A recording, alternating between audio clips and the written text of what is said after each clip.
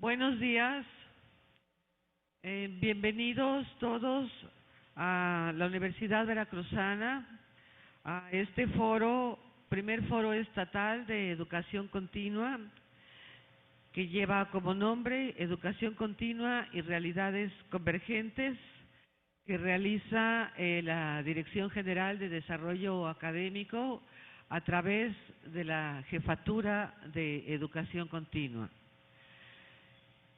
Les doy la más cordial bienvenida a todos los asistentes, por supuesto, a este panel, a este segundo panel, Impacto de la Educación en la Sociedad. Yo me llamo Carolina Cruz, ya escucharon hace rato, voy a ser la moderadora del panel y les pido que por favor, bueno, ya veo que no ha sido necesario apagar sus celulares, para que no tengamos ningún tipo de interrupciones, o ponerlos en modo vibrador.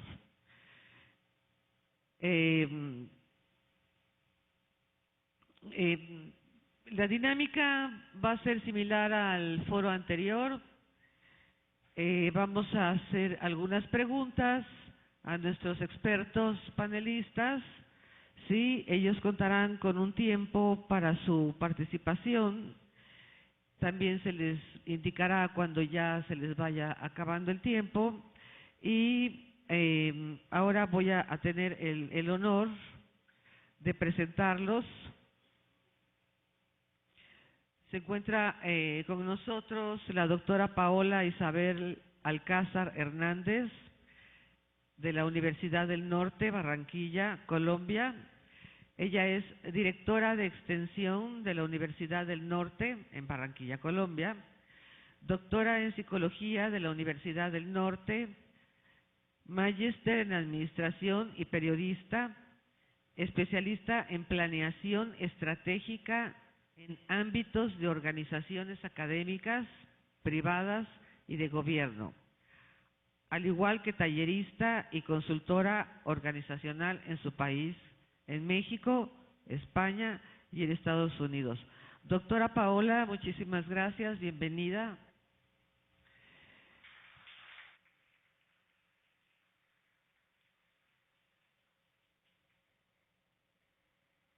También nos acompaña el maestro Didier Fabián Valderas Galindo. Él viene de la Asociación Mexicana de Educación Continua y a Distancia. Trabaja en la Universidad Autónoma del Estado de México. ¿Es así, maestro? Sí. Él es maestro y consultor educativo de la mencionada asociación, AMESIT, y de la Universidad Autónoma del Estado de México.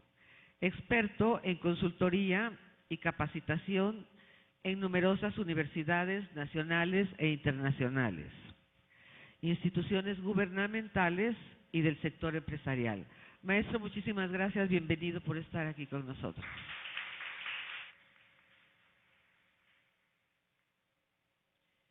Y también nos complace mucho que la presencia del doctor Carlos Contreras Cruz, de la Benemérita Universidad Autónoma de Puebla. El doctor Carlos Contreras es doctor en Geografía e Historia, investigador, director del Programa para la Cultura de México y la Sociedad en Puebla, asesor histórico, miembro de número del Consejo de la Crónica del Honorable Ayuntamiento de Puebla y actual director general de Educación Continua de la UAP. Doctor, bienvenido, es un placer.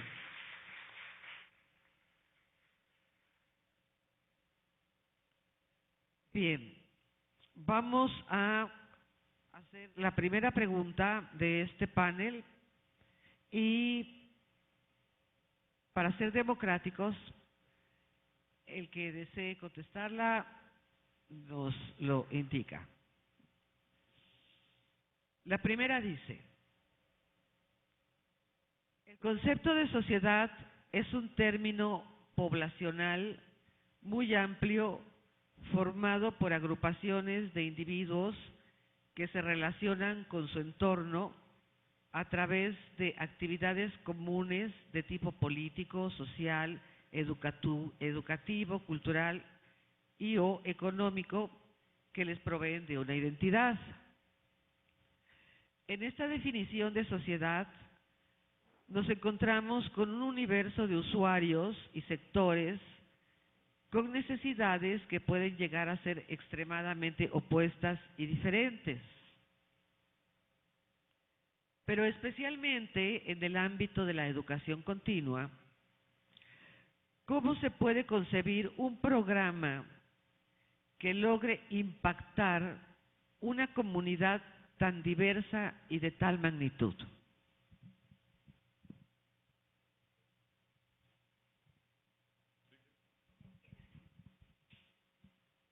Bueno, muy buenos días y muchas gracias nuevamente por estar todos aquí atentos a este panel y a estas respuestas, que yo sé que son respuestas colectivas y de eso se trata un poco este espacio. Bueno, la respuesta a esa pregunta tiene mucho que ver con lo que hablábamos ayer en la conferencia inaugural, en donde precisamente hablábamos de esos diferentes públicos objetivos que nosotros como universidad y también como educación continuada pues tenemos. Decir que un programa para todos estos públicos es algo imposible. Nosotros tenemos que pensar en distintos programas, porque cada público es muy diferente, es muy heterogéneo y nos está exigiendo y tiene unas demandas muy distintas. Fíjense que ayer hablábamos de una educación que va de la cuna hasta la tumba. Evidentemente, cuando hablamos de esa educación que está dirigida a esta población de niños, que como lo decía yo ayer en la conferencia, quieren llegar a la universidad antes de tiempo, o esos adultos mayores que ya se fueron pero quieren volver, necesitamos distintos tipos de programas. Pero yo sí creo que hay un elemento en común que debe haber en esa oferta educativa que nosotros hacemos como educación continuada o continua, y es, uno, la pertinencia. Es decir, tenemos que hacer programas que sean pertinentes a estas demandas, pertinentes a eso que nos está pidiendo la comunidad, nos está pidiendo la población, pero que también sean pertinentes con una realidad circundante. Ayer hablábamos de cuál era la radiografía de Veracruz, cuáles eran las necesidades de Veracruz, de manera que esa oferta no puede estar desconectada de la demanda. Yo tengo que pensar en cuáles son las necesidades, estudiarlas y por supuesto darlo. Y no tenemos que olvidar la calidad. Entonces, si hay que hablar de elementos comunes en estos programas, yo sugeriría hablar de pertinencia y por supuesto de calidad. Y eso va a ser el elemento diferenciador entre las ofertas de otras universidades. Bien. ¿Quería agregar algo más? Maestro, todavía tenemos 2 minutos. Bueno, hola. Complementando nada más a lo que han comentado, algo que me parece interesante que deben hacer las universidades es hacer diagnósticos de potencialidad interna para saber qué es lo que pueden ofrecer. Esto aunado a lo que tienen que acercarse a los estudiantes o a los potenciales estudiantes y también a los empleadores para que identifiquen realmente qué es lo que se necesita y entonces a partir de esto ya sé qué puedo ofrecer y qué es lo que están requiriendo. Entonces, es algo que nosotros hemos encontrado que las universidades no lo saben cómo empalmar o no lo han aplicado tan bien, ¿no? Tenemos que conocer qué es lo que tenemos, pero también conocer qué es lo que demandan los sectores, ¿no? Para poder saber si podemos satisfacer. Bien.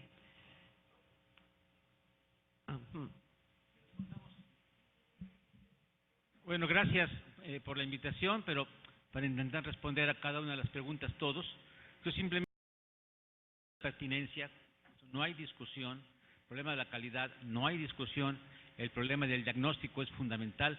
Yo simplemente, muy rápidamente, añadiría un elemento que tenemos que tener presente, la flexibilidad. Hoy por hoy, todo proyecto de educación continua, además de cumplir con estos requisitos, debe tener flexibilidad, ser capaz de adecuarse a cada una de las distintas realidades. Podemos tener la misma propuesta para hacer un diplomado en Veracruz, hacerlo en Tijuana o hacerlo en Mérida, pero las condiciones de cada lugar pueden ser diferentes. Los temas centrales de un diplomado pueden ser exactamente los mismos o un curso, pero ojo, donde va a variar es en la flexibilidad adecuada a cada uno de las realidades específicas, ¿no? Para complementar simplemente los criterios. Gracias. Las vocaciones de las regiones. Bien, segunda pregunta. La pertinencia de los programas, como decía la doctora Paola, la pertinencia de los programas es uno de los requisitos más importantes para poder satisfacer las necesidades de la sociedad y de los individuos, especialmente en dos áreas que la UNESCO califica como decisivas: la formación y actualización profesional y la capacitación en y para el trabajo.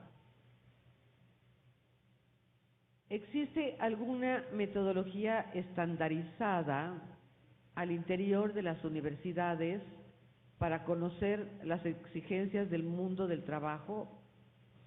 Y esta pregunta viene ligada a otra.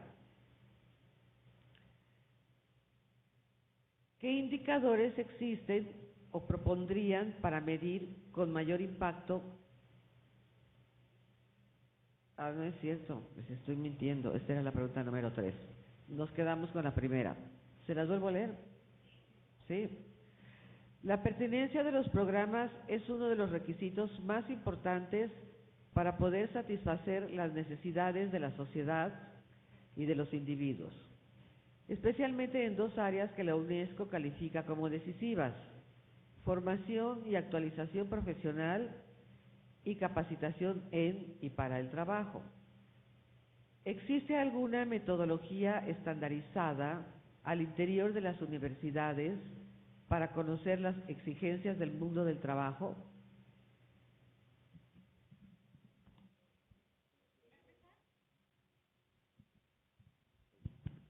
Bueno, de las que más utilizan es el famoso DNC, que es el diagnóstico de necesidades. Sin embargo, me parece que ese queda muy limitado a lo que realmente requieren tanto los empleadores como la sociedad. Ahora una que se está implementando mucho es el Design Thinking, que es una inmersión real en la problemática que los estudiantes o las empresas están requiriendo, pero basados en lo que se denomina Jobs to be Done, que son los trabajos por hacer de los usuarios, de aquello por lo que yo adquiero un producto sin ser realmente el origen o la razón del producto. No sé si soy claro. Entonces, identificar los jobs to be done de cada uno de los usuarios es lo que nos permite el saber por qué realmente compro algo cuando realmente no sé por qué lo estoy adquiriendo. Entonces, es algo que ahora se está implementando y funciona para el desarrollo de nuevos productos y servicios. Es algo que está en proceso de implementación, que podría llegar a ser una de las soluciones para que las universidades puedan tener un proceso, un procedimiento estandarizado para poder detectar las necesidades que tienen las empresas y los empresarios. Sí, de alguna forma es esta metodología, procesos flexibles, justamente, que es lo que estaban comentando hace un rato, que te permiten hacer esa inmersión, ¿no? de por qué estás requiriendo algo y posiblemente no es lo que realmente necesitas, ¿no? Entonces, eso es lo que este tipo de metodologías, junto con las metodologías ágiles, están impactando demasiado en estas áreas. Bueno, estoy de acuerdo con Didier, y es extrapolar todas esas metodologías que de pronto están en el mundo empresarial y que quizás no estén tan cercanas al mundo académico, pero que definitivamente hay que adoptarlas, y hay que adoptarlas en este diálogo abierto con la empresa, con el sector empresarial. Si nosotros no nos conectamos con ellos, va a pasar lo que dice el Banco Mundial: estamos formando profesionales que no necesita el mundo empresarial o que no necesita el mundo del emprendimiento. Entonces, definitivamente hay que sentarse a dialogar con la clase empresarial para conocer sus necesidades, para conocer qué es lo que en ese sector, sea el sector de transporte, sector de salud, el sector en el que se encuentre la empresa, el sector productivo en el que se encuentre, saber qué es lo que están demandando, qué es lo que están necesitando, cuál es el perfil profesional y conectarlo con la academia. No podemos andar divorciados, tiene que existir ese matrimonio, y adicionalmente pues todas las técnicas que ya han mencionado, bien sea el design thinking, bien sea el Canvas, bueno, muchas metodologías existen. Particularmente en la universidad hacemos algo que yo creo que no nos lo inventamos nosotros, existen varias universidades, y es los días de las empresas. Nosotros no queremos que las empresas tengan sus universidades corporativas, sino que nos vean a nosotros como sus aliados en esta formación. Ustedes saben que hoy se estila mucho que la empresa haga su propia universidad in-house para formar a sus empleados. Nosotros no queremos eso porque ese es el campo nuestro. Nosotros lo que queremos decirle a las empresas es, no, nosotros somos tu universidad corporativa. ¿Qué necesitas? ¿Cómo quieres que formemos a tus empleados? Entonces lo que les estamos diciendo, y nos inventamos algo o creamos algo, que es el día de, supongamos que la empresa se llame Gas Natural Universidad del Norte. Entonces en ese momento la empresa se toma la universidad, ese día son ellos bien atendidos, bien recibidos, e inclusive si hay egresados nuestros en esa empresa, ese día les decimos a nuestros egresados, vengan y cuenten lo que están haciendo, y eso es empezar un buen matrimonio, ¿no? Y decirles qué están haciendo, aquí está el campus nuestro, qué quieren, acérquense con nuestros estudiantes, expliquen lo que están haciendo en sus empresas. Y lo otro que también se emplea mucho, además de este design thinking, son también estos tanques de pensamiento o laboratorios de innovación en las empresas.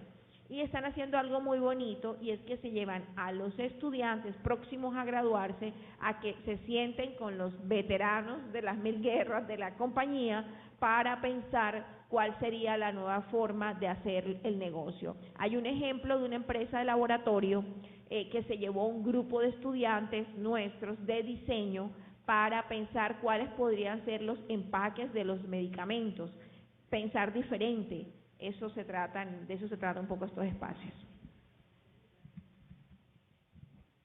Gracias.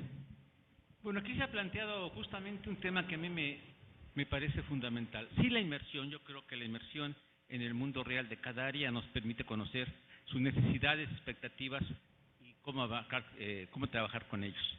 Pero, en relación a la última intervención, en México, las instituciones públicas tenemos no la facilidad, a veces el rechazo de tener vínculos con la industria. Posiblemente en Colombia pueda ser diferente, posiblemente a nivel de una institución privada pueda ser diferente. Pero en México, justamente la inmersión tiene que contrastar ámbitos estrictamente diferentes. Nosotros, por ejemplo, en Puebla, para la formación y capacitación hacia el trabajo académico, digamos, para poner un caso muy concreto, al interior de la institución, hemos hecho una inmersión y hemos detectado cuáles son las necesidades para la capacitación y formación de los profesores. Y hemos construido una escuela de formación docente cuya obligación y trabajo es ir detectando por áreas de conocimiento, por niveles de conocimiento de licenciatura, maestría o doctorado, las necesidades y la capacitación de cada profesor. Hoy en Puebla ya logramos un sistema a través del cual un profesor no puede aspirar a una promoción, no puede esperar a una definitividad, no puede aspirar a cualquier reconocimiento institucional si no cubre previamente un conjunto de diplomados que van desde metodologías para la enseñanza hasta el conocimiento y manejo de las TICs, ¿sí? ¿Cómo lo hicimos? A través justamente de la inmersión. ¿Cómo lo estamos haciendo hacia afuera? Que es muy difícil con la industria mexicana, sobre todo porque las instituciones públicas tienen una larga tradición, a veces incluso de rechazo o de poco interés por parte de la industria.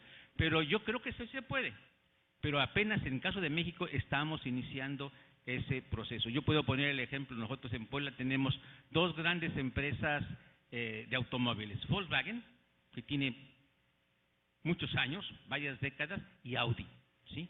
Son dos empresas alemanas, ¿sí?, que no están efectivamente formando sus propias instituciones educativas, sino están demandando lo que tú decías hace rato, ¿sí? Para diseñar, por ejemplo, es una tontería, pero es un problema fundamental para la industria diseñar un tipo de tornillo que no se oxida fácilmente y que va metido en la llanta. Para eso nos demandan, ahí sí tenemos que conocer directamente la necesidad para hacer un proceso de investigación y capacitación para los empleados que van a trabajar con un tornillito de este lado, un perno, pues, que no se oxida. Sí, no, es un problema interesante, pero digo, hay dos mundos totalmente diferentes. Bien, vamos con la tercera pregunta. ¿Qué indicadores existen o propondrían para medir con mayor exactitud el impacto de la educación continua dentro de la sociedad? Indicadores.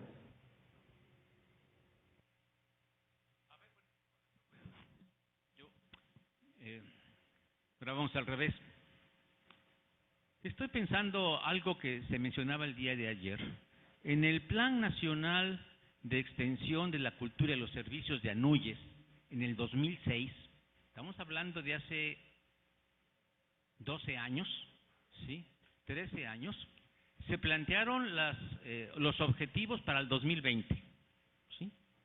La pertinencia, la calidad, la gestión, el manejo de las ¿cómo se llama?, de las TICs, como elementos fundamentales para, en torno a ellos, organizar la educación continua y darle un valor en la sociedad. Y finalmente, que toda actividad de educación continua fuera parte integral de la planeación estratégica de las universidades. Esa fue la aspiración de hace más de 13 años, ¿sí? El manejo de esos 5 elementos nos daría un panorama exacto del impacto que tenemos nosotros en el mundo de la educación continua. La gran pregunta, sería otra discusión, es ¿por qué? ¿Qué pasó?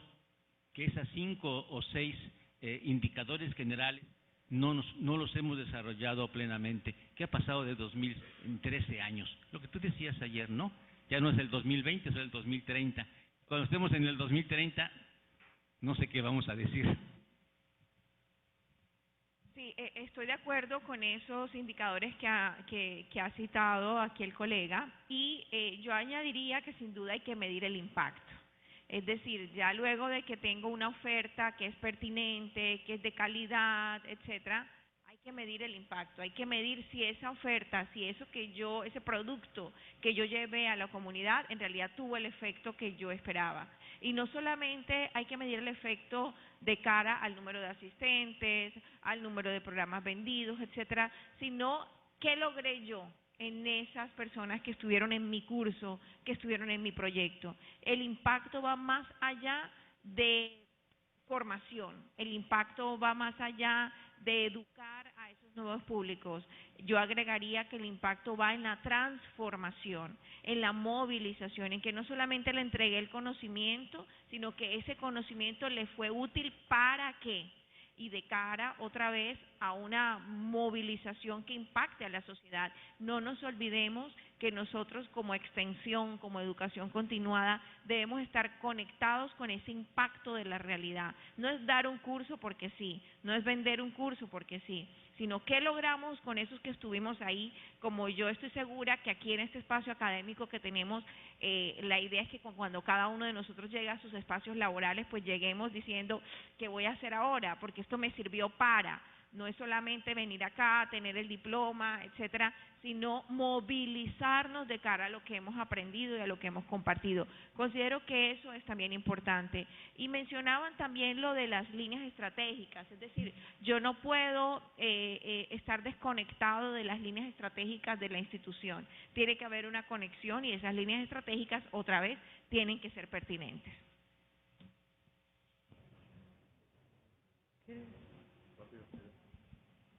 Sí, ya nada más para complementarlo, sería implementación y usabilidad, lo que yo estaría comentando, para precisamente ver si realmente lo que yo saqué le funcionó a alguien, porque hay muchísimos cursos que las universidades generan y no les sirve a nadie, los toman, pero no está impactando en ninguna área.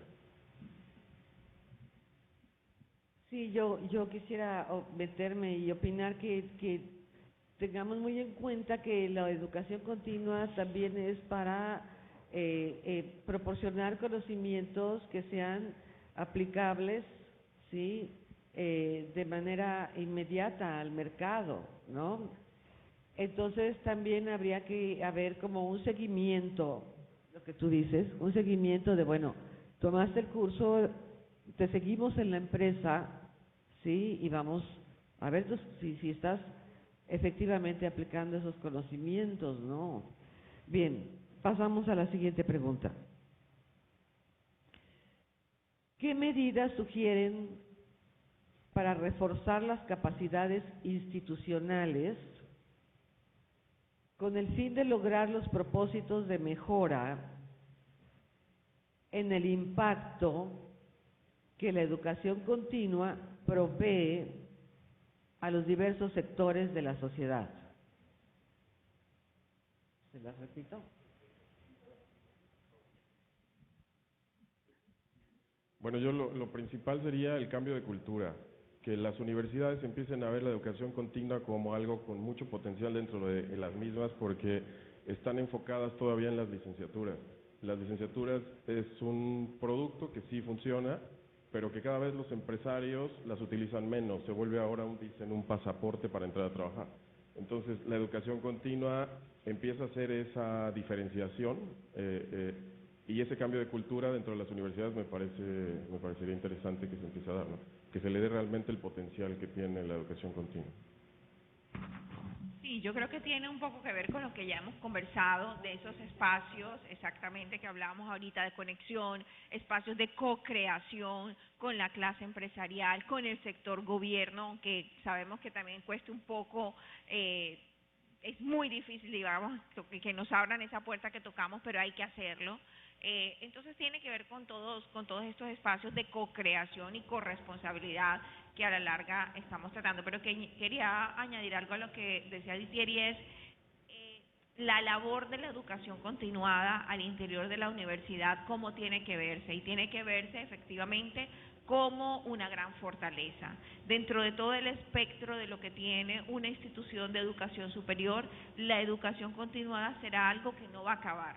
Nunca va a acabar la educación continuada, no va a desaparecer en los próximos años. ¿Que hay que reinventarnos? Sí.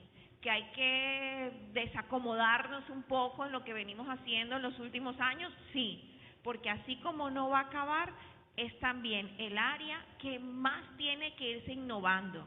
Es que los planes de estos sectores tienen que ir casi que semestral o anual, porque imagínense todo lo que pasa en los extramuros de la universidad. Allá la velocidad es otra. Por eso muchas veces la clase empresarial no nos busca, porque nos consideran lentos en nuestros procesos, consideran que nos demoramos mucho para tomar una decisión, o nos ven como los investigadores de aquellos tiempos que duraban años y años investigando, que cuando daban la solución ya el problema había cambiado. Nosotros no podemos permitir que nos vean así, y de eso depende.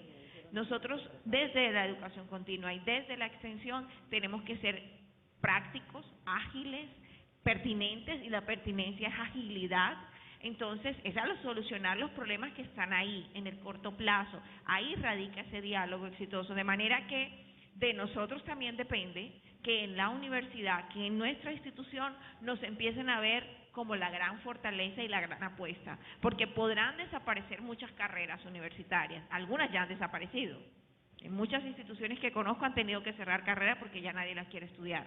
Pero nosotros, en el área en la que estamos, somos lo que no va a desaparecer.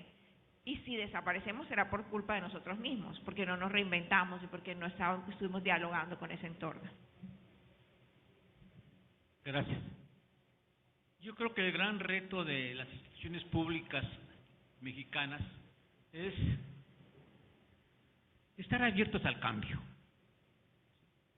Estar abiertos al cambio y a la innovación. Son para mí los dos elementos fundamentales sin los cuales difícilmente vamos a avanzar.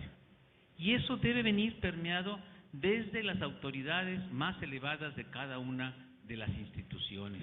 Y eso debe estar incluido efectivamente en los planes estratégicos de cada institución, de cada dependencia y de cada área. Desgraciadamente, eso hay que reconocerlo, nuestras instituciones y nuestras autoridades, espero que no vaya a aparecer por aquí la rectora y me corra de la universidad, son reacias.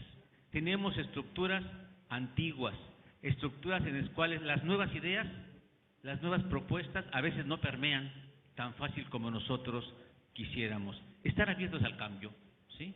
Y estar abierto a la innovación en cada una de las áreas. Esa sería la primera condición para poder incorporarse o realizar otro tipo de actividades. Piensen también ustedes, simplemente, tú decías de los investigadores, en nuestras instituciones públicas, una buena parte de las plantas académicas somos de antiguo régimen, ¿sí? Donde ese tipo de cosas todavía no permean fácilmente. Y entonces pues, estamos retrasados, somos lentos, etcétera, etcétera, ¿no? Tiene que ver con la situación real de nuestras instituciones de educación superior.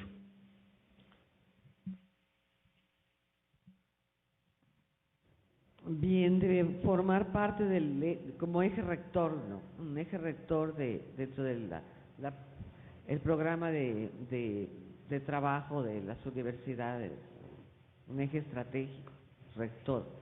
En la UNAM lo tienen como eje estratégico número 6. Bien.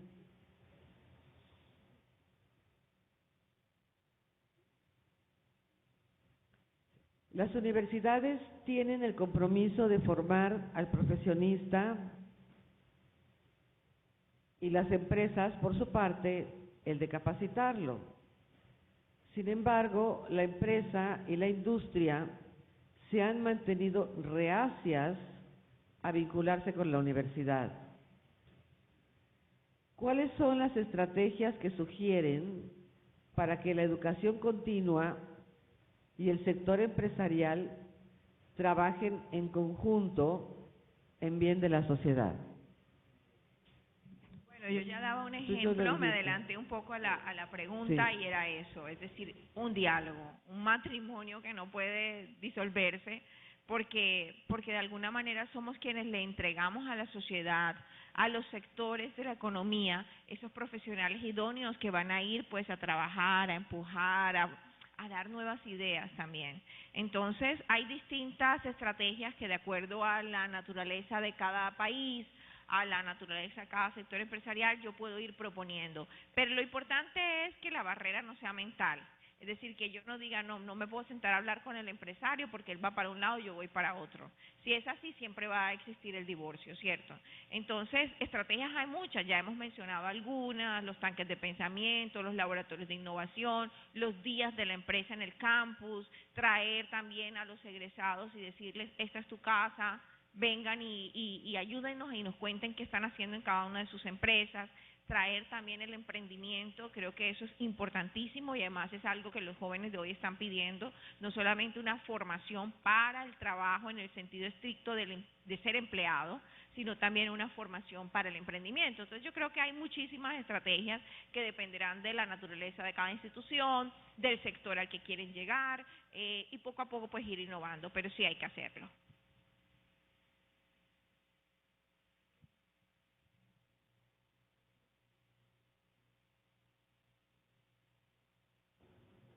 Ya se escuchó. Bueno, esta parte de que las empresas se mantienen reacias, a mí me parece que es una consecuencia de lo que no se hizo y lo que se hizo mal. Entonces, ¿qué fue lo que sucedió con las empresas? Buscar a alguien que realmente les resuelva, porque no van a estar esperando a las universidades. Entonces, ¿qué se necesita por parte de la universidad? Volverse a acercar y ganarse esa credibilidad que no han tenido por burocracia interna. Entonces, para mí ese es el principal problema, cambiar la ideología, como estaban comentando, toda esta parte de cultura, y realmente comprometerte a dar un buen servicio y algo que funcione en el mercado, y no algo que mis doctores o mis investigadores han dicho que te va a funcionar. Esa parte ya debemos dejarla al lado y realmente enfocarnos en lo que necesita el usuario, y a partir de ahí crecer y colaborar juntos. Y la prontitud de respuesta, ¿no? También. Justamente voy por ahí. ¿Cómo romper esa dificultad? ¿Cómo evitar más divorcios? ¿Sí? Tiene que ver efectivamente en el caso de México con una larga tradición y conflictos, falta de muchas cosas, que no sería el momento de platicarlas. pero resolver problemas concretos en tiempos perentorios. Eso es lo que quiere hoy por hoy la industria, ¿sí? En distintos niveles. Por lo tanto, las instituciones deben de tener la disposición, el interés y las condiciones para ofrecer programas concretos de rápida resolución. Ahí está la clave, ¿sí? Pero también el problema del marketing. Hoy estamos en un mundo en el cual nosotros nos vendemos, y yo les voy a poner un ejemplo. Audi en Puebla quería hacer unos conjuntos de cursos de capacitación, decidió hacerlo con la UAP por un solo problema: el precio. Porque contratar a una empresa privada para hacer un conjunto de cursos es muy caro. Prefirieron hacerlo con la universidad, pero la calidad es exactamente igual, la velocidad de la respuesta es exactamente igual, pero los costos son mucho más bajos. ¿Qué tenemos que hacer nosotros? Pues aprender, ¿sí? Y justamente tener una oferta, una carpeta de ofertas concretas en distintos niveles y tenerlas siempre listas para en el momento que se presente poder acceder a ello. Digo yo, pertinencia, sí, calidad, sí, pero velocidad en la atención del punto y en la resolución o la propuesta para la industria. La industria no va a esperar, porque el mercado industrial no puede esperar los tiempos que desgraciadamente tenemos, para bien o para mal, en las universidades. Ahí tenemos que adecuarnos de manera muy puntual. Muy rápidamente, y es ese portafolio. Por ejemplo, nosotros ya hemos construido el portafolio de servicios del 2020, porque ya hicimos las visitas a las empresas y les preguntamos qué necesitan para el próximo año, todo el plan de formación de sus empleados. Como dicen, la empresa no va a venir, no va a esperar, somos nosotros, porque eso ya se cambió. Anteriormente a nosotros nos pasaba, a nosotros en el Centro de Educación Continuada nos sentábamos a que nos tocaran la puerta. Ya eso no sucede, ya somos nosotros quienes tenemos que levantarnos del escritorio, de la silla, del escritorio, ir a la empresa y decir qué necesitan para hacer un portafolio en equipo de esas necesidades. Bien.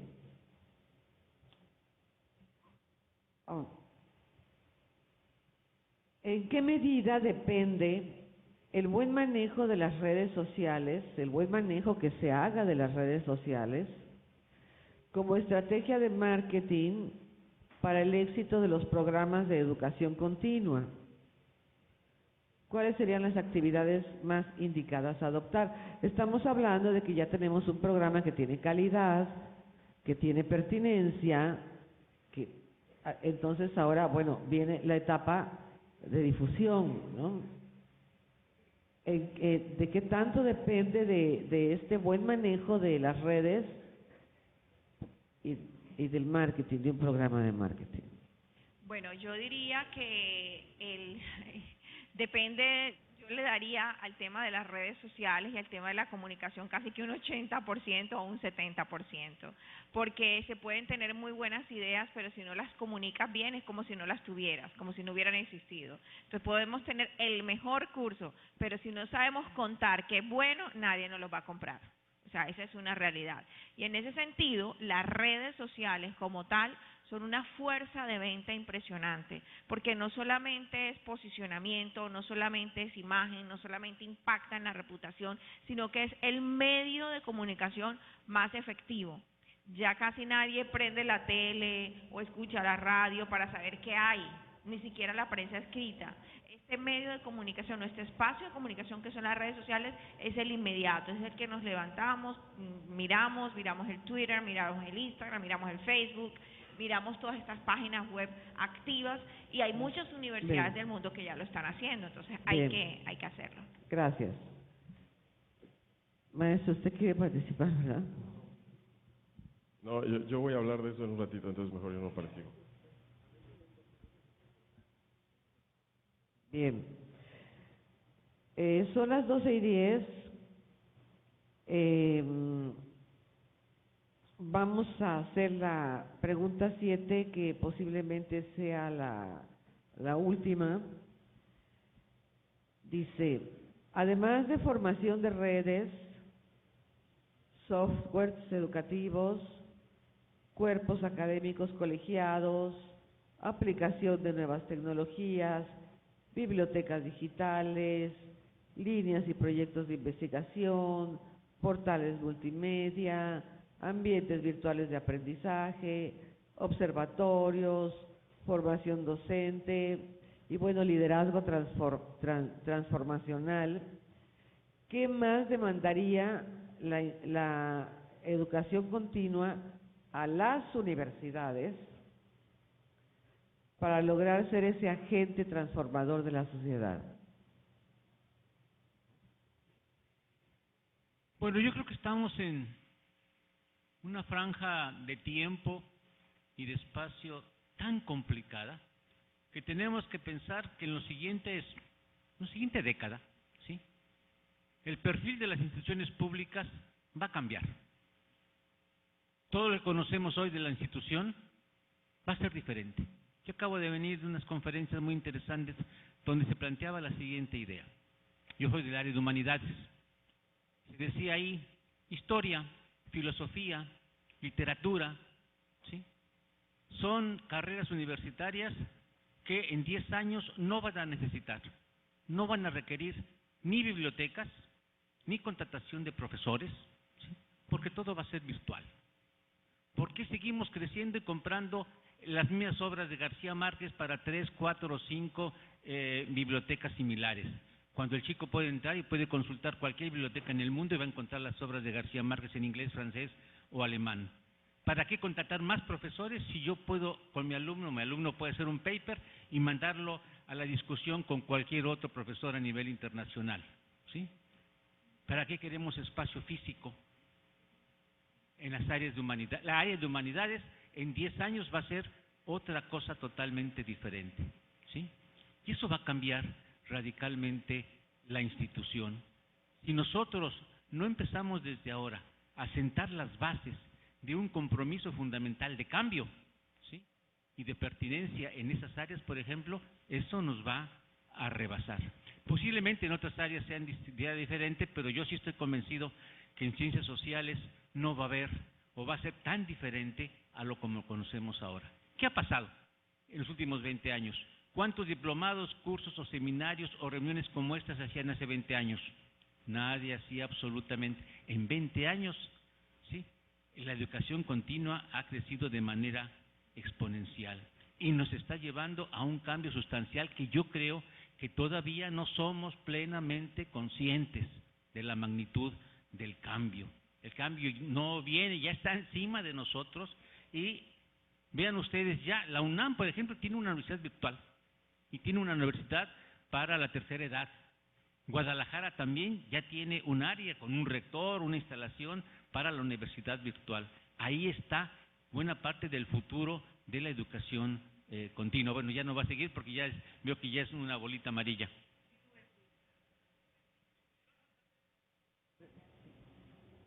Bien. Bueno, son las 2:15. Hemos concluido el panel. Faltaron algunas preguntas. Creo que tenemos la mayoría de los que estamos aquí en educación continua muy claro de cuáles son los retos que enfrentamos.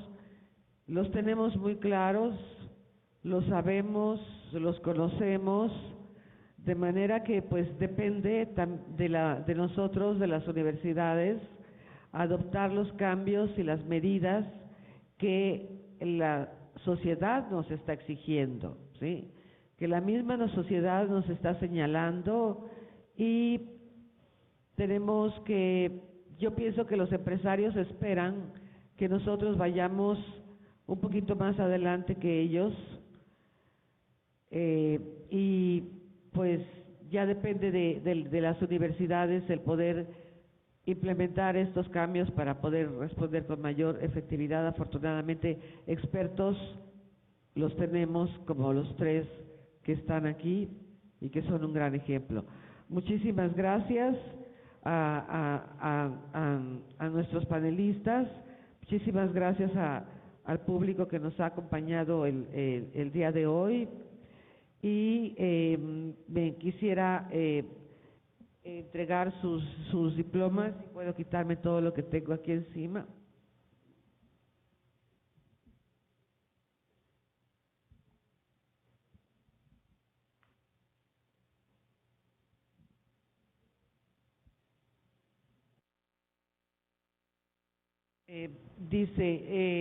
Doctora Paola, dice, la Secretaría Académica de la Universidad Veracruzana, a través de la Dirección General de Desarrollo Académico e Innovación Educativa, otorga la presente constancia a la doctora Paola Isabel Alcázar Hernández por su participación en el panel Impacto de la Educación Continua en la Sociedad, en el marco del primer Foro Estatal de Educación Continua y Realidades Convergentes, celebrado los días 14 y 15 de octubre del 2019 en la Unidad de Servicios Bibliotecarios y de Información de Boca del Río, Veracruz, México, LIS de Veracruz, Arte, Ciencia, Luz, Boca del Río, Ver, 15 de octubre, firma la doctora María Magdalena Hernández Alarcón, secretaria académica de la Universidad Veracruzana, y la maestra Liliana Ivonne Betancourt Trevedan,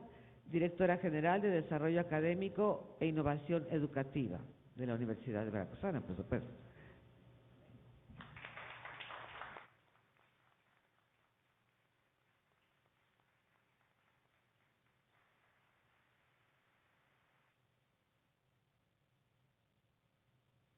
Maestro Ditier Fabián Valderas Galindo, muchísimas gracias nuevamente por su participación en esta Universidad Veracruzana y pues nos complace mucho su existencia.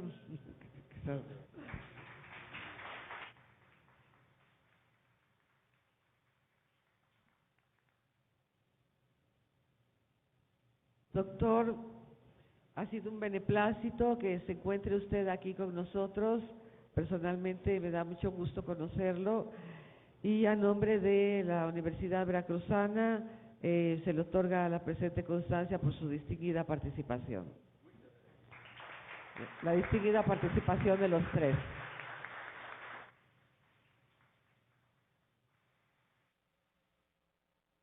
Voy a hacer dos avisos. Antes de que nos retiremos, si gustan, en un receso pueden ustedes continuar con los panelistas. Voy a hacer dos avisos. Uno es que las constancias de los participantes se les van a enviar electrónicamente y el otro es